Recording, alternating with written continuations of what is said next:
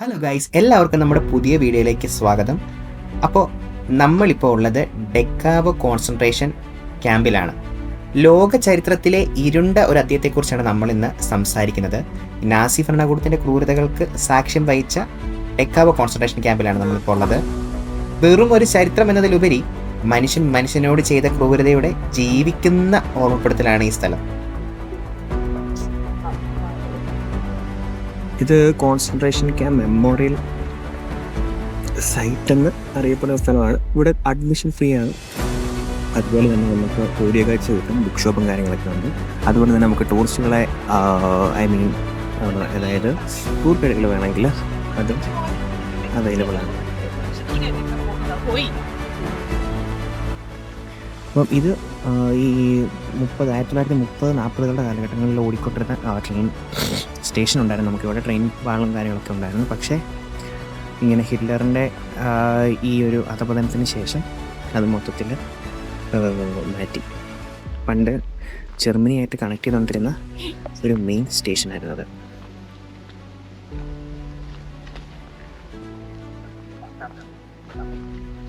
അങ്ങനെ നമ്മൾ ഡെക്കാവോ കോൺസെൻട്രേഷൻ ക്യാമ്പിൻ്റെ എൻട്രൻസിൽ നിന്ന് അകത്തോട്ട് കയറുവാണ്.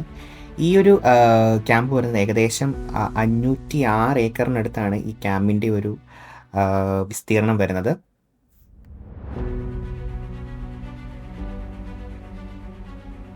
അങ്ങനെ നമ്മൾ ഇതിൻ്റെ അകത്തുനിന്ന് നമ്മൾ സ്റ്റാർട്ട് ചെയ്യുകയാണ്. അപ്പം ഏകദേശം 20-25 ബാരക്കുകൾക്ക് മേളിൽ നിലവിലുണ്ട്. അപ്പം നമ്മൾ ഒരു അറ്റത്ത് നമ്മൾ കയറുവാണ്.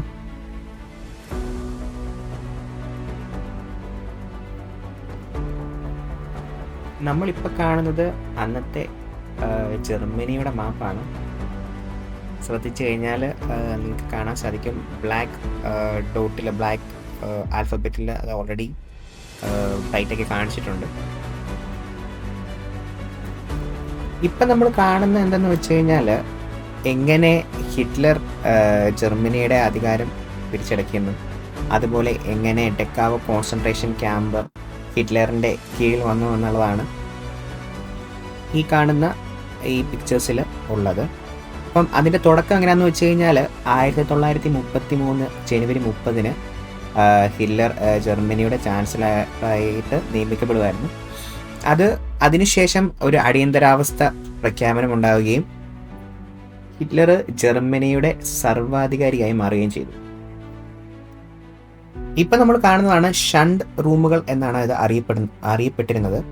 ഇതിലെ സംഭവം എങ്ങനെയാണെന്ന് വെച്ച് കഴിഞ്ഞാൽ ക്യാമ്പിലെത്തിയ പുതിയ തടവുകാർ തങ്ങളുടെ വ്യക്തിത്വവും അവകാശവും പൂർണ്ണമായി നഷ്ടപ്പെടുന്ന ഒരു അപമാനകരമായ പ്രക്രിയയാണ് ഷണ്ട് റൂമിൽ നേരിടേണ്ടി വന്നത്. എന്ന് വെച്ച് കഴിഞ്ഞാൽ ആദ്യമായിട്ട് വരുന്ന ഒരാളാണെന്നുണ്ടെങ്കിൽ ആ വ്യക്തിയെ പൂർണ്ണമായിട്ട് നഗ്നനാക്കിയിട്ട് അവരുടെ കയ്യിലുള്ള സാധനങ്ങളെല്ലാം കവരുകയും അതുപോലെ തന്നെ കോമൺ ആയിട്ടുള്ളൊരു ബാത്റൂമിൽ വേറെ മറയോ കാര്യങ്ങളോ ഒന്നും ഇല്ലാതെ കുളിക്കേണ്ടിയിരുന്നു.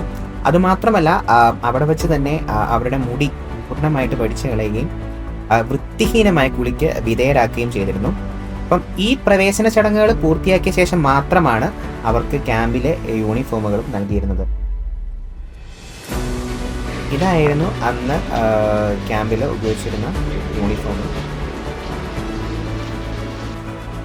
അന്ന് ഉപയോഗിച്ചിരുന്ന ഉദ്യോഗസ്ഥരുടെ ഡയറി നമുക്ക് കാണാൻ പറ്റും. അതുപോലെ തന്നെ അന്ന് ഉപയോഗിച്ചിരുന്ന ഷേവിംഗ് സെറ്റും ട്രിമ്മറൊക്കെ ഇപ്പം നമുക്ക് വീഡിയോയിൽ കാണാൻ പറ്റുന്നുണ്ട്. ഇപ്പം നമ്മൾ ഈ കാണുന്ന ട്രോളി പോലത്തെ ഈ സാധനത്തിലാണ് മരിച്ച ആൾക്കാരെ പണ്ട് കൊണ്ടുപോയിക്കൊണ്ടിരുന്നത്.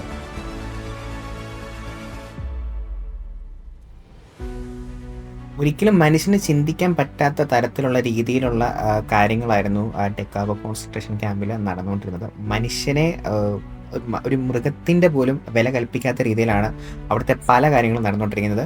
ഇപ്പോൾ നിങ്ങൾ സ്ക്രീൻ കാണുന്നത് എന്താണെന്ന് വെച്ച് കഴിഞ്ഞാൽ മെഡിക്കൽ എക്സ്പെരിമെൻറ്റിന് വേണ്ടി മനുഷ്യനെ ഉപയോഗിച്ചിരുന്നെന്ന് നമ്മൾ പറഞ്ഞു കേട്ടിട്ടുണ്ട്. അപ്പം അതിൻ്റെ ഒരു വിവരണമാണ് നമ്മളിപ്പോൾ സ്ക്രീനിൽ കാണുന്നത്.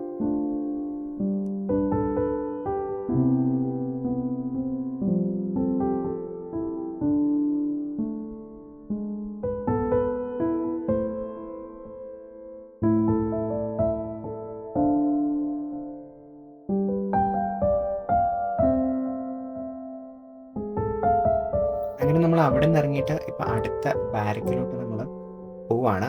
ഇവിടെയായിരുന്നു പണ്ടുള്ള ഓഫീസർമാരൊക്കെ താമസിച്ചിരുന്നത്. പ്രിസണേഴ്സ് താമസിച്ച ഇത് വെച്ച് നോക്കും കമ്പാരിറ്റീവ്ലി ഫാർ ബെറ്റർ ആണ്. ഇപ്പം നിങ്ങൾക്ക് കാണാൻ പറ്റുന്ന പോലെ ചെറിയ ഇതുപോലെ ബോക്സുകളായിട്ട് തിരിച്ചിരിക്കുകയായിരുന്നു അവരുടെ കിടക്കാനുള്ള കമ്പാർട്ട്മെന്റ്. കഷ്ടിച്ച് ഒരാൾക്ക് കിടക്കാനുള്ള സ്ഥലം കാണും, അത്രേ ഉള്ളൂ. അങ്ങനെ ഇങ്ങനെ അടുക്കിയിട്ടേക്കുവാണ്.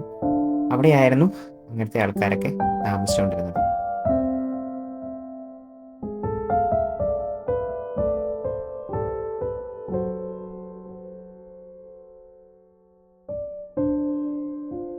ഇതാണ് അന്നത്തെ കാലത്ത് ഉപയോഗിച്ചുകൊണ്ടിരുന്ന ടോയ്ലറ്റ്. ഇപ്പം നമ്മൾ കാണുന്നതാണ് ഒരു കോമൺ ഷവർ ഏരിയയാണ്. അപ്പം ആ വട്ടം പോലത്തെ അതിൻ്റെ അകത്ത് ഇങ്ങനെ വെള്ളം വന്നിട്ട് ഇപ്പോൾ ആൾക്കാർ വട്ടത്തിൽ നിന്ന് കുളിക്കുകയാണ്. അതുപോലെ തന്നെ ടോയ്ലറ്റ് എന്ന് പറയുമ്പോഴത്തേന് കോമൺ ആണ്.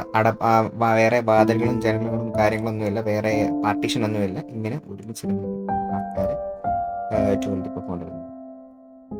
പ്രൈവസി എന്ന് പറഞ്ഞ സാധനം അവിടെ ഒട്ടും തന്നെ ഇല്ലെന്ന് വേണം നമുക്ക് ഒറ്റവാക്കി പറയാം.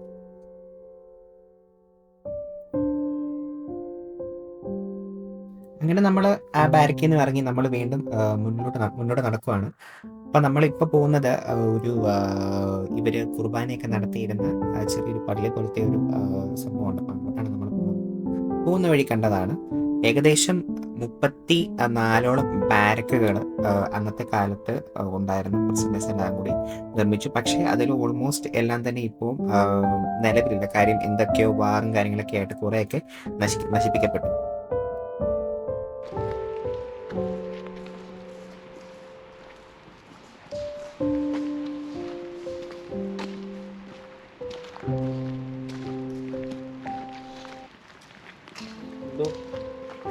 ചാപ്പലായിരുന്നു തോന്നുന്നത്.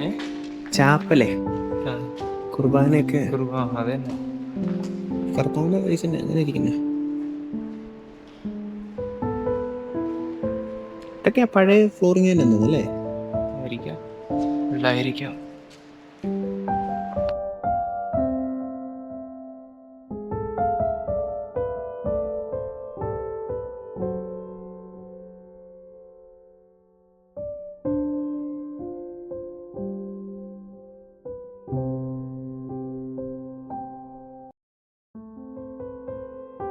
ഈ കാണുന്ന കനാലായിരുന്നു ശരിക്കും തടവുകാർക്ക് മാക്സിമം പോകാൻ പറ്റുന്ന സ്ഥലം. അതിനപ്പുറം ചാടിയാൽ ഈ നമ്മുടെ ചെക്ക് പോസ്റ്റിലുള്ള ആൾക്കാർ വെടിവെച്ച് കൊല്ലുമായിരുന്നു. അപ്പം ആൾക്കാർ അതായത് അവിടെയുള്ള പ്രിസണേഴ്സ് എങ്ങനെയും മരിച്ചാൽ മതി എന്ന് ഓർത്തുകൊണ്ട് മനഃപൂർവ്വം ഈ കാണുന്ന കനാല് ചാടിയിരുന്നു എന്നാണ് പറയപ്പെട്ടിരുന്നത്.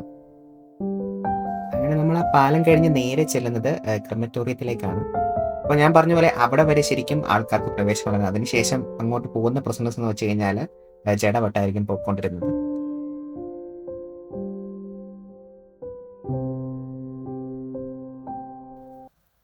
നമ്മൾ ഈ കാണുന്ന സ്ഥലമാണ് ഡെത്ത് ചാമ്പർ എന്നാണ് അറിയപ്പെട്ടിരുന്നത്. പ്രസന്നീന്ന് മരിച്ച ആൾക്കാരെ ഇവിടെ കൊണ്ടുപോയി ഇങ്ങനെ ചുമ്മാ കൂട്ടിയിട്ടേക്കുമായിരിക്കും. അവിടെ നിന്നാണ് അടുത്ത സ്ഥലത്തോട്ട് കൊണ്ടുപോയിക്കൊണ്ടിരുന്നത്. അപ്പൊ നിങ്ങൾക്ക് പിക്ചർ ശ്രദ്ധിച്ചാൽ കാണാൻ പറ്റും ആൾക്കാരെ കൂട്ടിയിട്ടേക്കുന്നത്. ഇപ്പം നമ്മൾ കാണുന്നതാണ് ശരിക്കും പഴയ ക്രിമറ്റോറിയാണ്. അപ്പൊ ഇതിനകത്താണ് ആൾക്കാരെ ദഹിപ്പിച്ചുകൊണ്ടിരുന്നത്. ഏകദേശം 3-4 എണ്ണത്തിനടുത്തുണ്ടായിരുന്നു. എപ്പോഴും ആക്റ്റീവ് ആയിരുന്നു. എന്ന് വെച്ച് കഴിഞ്ഞാൽ എപ്പോഴും പുക ഇങ്ങനെ പൊയ്ക്കൊണ്ടിരുന്ന ആൾക്കാർ ഇങ്ങനെ മരിച്ചുകൊണ്ടേയിരുന്നു. ഇതിന് ശേഷമാണ് ഇത് മാറ്റിയിട്ടൊരു പുതിയ ക്രിമറ്റോറിയം പണിയുന്നുണ്ട്. ഏകദേശം 41,500 പേർക്ക് പേരിലാണ് ഇവിടെ മരിച്ചതെന്നാണ് പറയപ്പെടുന്നത്. ശരിക്കും ഈ മുറിയുടെ പേര് ബ്രൗസിബാ എന്നാണ്, അഥവാ കുളിമുറി എന്നാണ് ഈ ജർമ്മൻ വാക്കിന്റെ അർത്ഥം. കുളിക്കാൻ പോവുകയെന്ന് വിശ്വസിപ്പിച്ച് തടവുകാരെ ഈ മുറിയിലേക്ക് കൂട്ടമായി പ്രവേശിക്കുകയായിരുന്നു നാസികളുടെ ലക്ഷ്യം. അതിനുശേഷം ഇത് ശരിക്കും ഇതൊരു ഗ്യാസ് ചാമ്പറാണ്. അതിനുശേഷം ഗ്യാസ് നിറച്ച് ആൾക്കാരെ കൂട്ടക്കൊല ചെയ്യുകയായിരുന്നു ചെയ്തിരുന്നത്.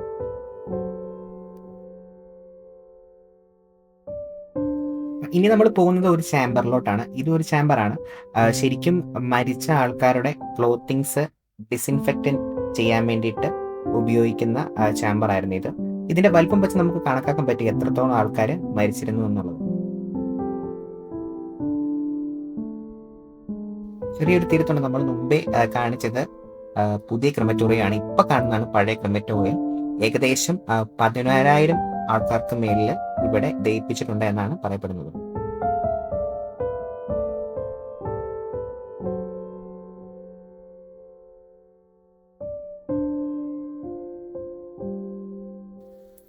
ഇപ്പൊ നമ്മൾ കാണുന്ന സ്ഥലമാണ് ഇത്. ശരിക്കും ഈ പൗരപ്രമാണിമാരും അതെ വേറെ രാജ്യത്തെ മേജർമാരെ ചാൻസലർമാരെയൊക്കെ പിടിച്ചിട്ടുള്ളത് ഇതുപോലുള്ള പ്രസന്റിലായിരുന്നു. അപ്പം അവർക്ക് സെപ്പറേറ്റ് പ്രസൻസ് ആയിരുന്നു ഉണ്ടായിരുന്നത്. അതുപോലെ തന്നെ അതിൻ്റെ പ്രത്യേകത എന്തെന്ന് വെച്ച് കഴിഞ്ഞാൽ ഫുൾ ഇരുട്ടായിരിക്കും. വേറെ വെട്ടവും ഒന്നും കാണത്തില്ല. ഇരുട്ടിൻ്റെ മുറിയിലായിരിക്കും അവരെ പാർപ്പിച്ചിരുന്നത്. ഭയങ്കര ദയനീയമാണ് ശരിക്കും. ഒരാൾക്ക് ജസ്റ്റ് ഒന്ന് അങ്ങോട്ടും ഇങ്ങോട്ടും തിരിയാനുള്ള ഒരു സ്ഥലം മാത്രമേ ഈ ഒരു പ്രസന്റിൽ ഉണ്ടായിരുന്നുള്ളൂ. അങ്ങനെ ഇന്നത്തെ വീഡിയോ ഇവിടെ അവസാനിക്കുന്നു. വീഡിയോ ഇഷ്ടമായെന്ന് വിചാരിക്കുന്നു. അപ്പം കൂടുതൽ വീഡിയോസിനായി നമ്മുടെ ചാനൽ സബ്സ്ക്രൈബ് ചെയ്യുക, ലൈക്ക് ചെയ്യുക, ഷെയർ ചെയ്യുക. അപ്പോൾ പുതിയ വീഡിയോ ആയിട്ട് നമുക്ക് വീണ്ടും കാണാം.